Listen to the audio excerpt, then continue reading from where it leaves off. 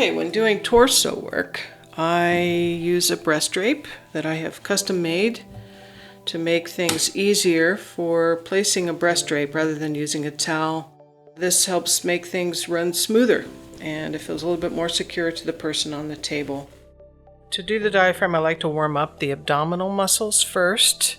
So I'm going to use cardamom balm.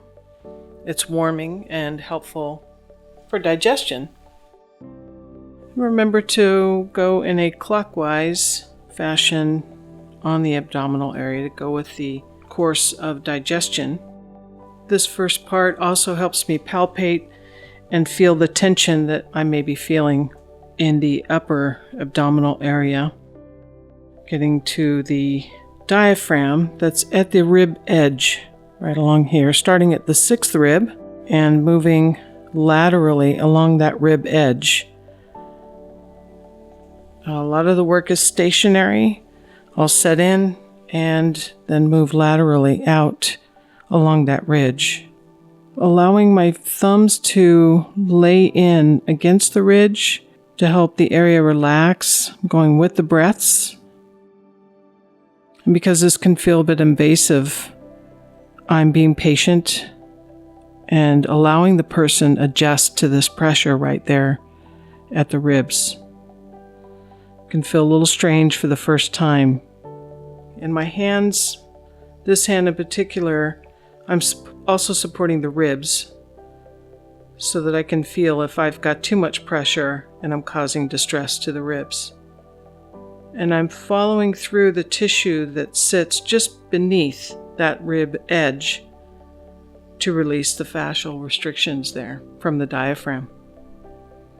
And then I follow it out until the ribs turn or become curved away. There's also another way that you can start with, and that would be laying your hands down on the abdomen, warming up the abdominal, rectus abdominis muscles, and allowing the fingertips to sort of press in against the rib edge and feeling the depth that you can achieve before going underneath the rib edge to access that diaphragm insertion. And now I usually do 3 or 4 passes, but I also look at the quality of the skin, how much red has increased here, which we know to be Shaw. And when it becomes a clear dark pink color, that's time to move on. Sometimes this diaphragm release may take 2 or 3 sessions to get a really full release for someone. And that's probably good. That's 4 times. And there's enough redness in here. You can see the Shaw. And that's a good time to stop. Don't continue. You can go too far, too long, too many times, and this can end up feeling very bruised along here.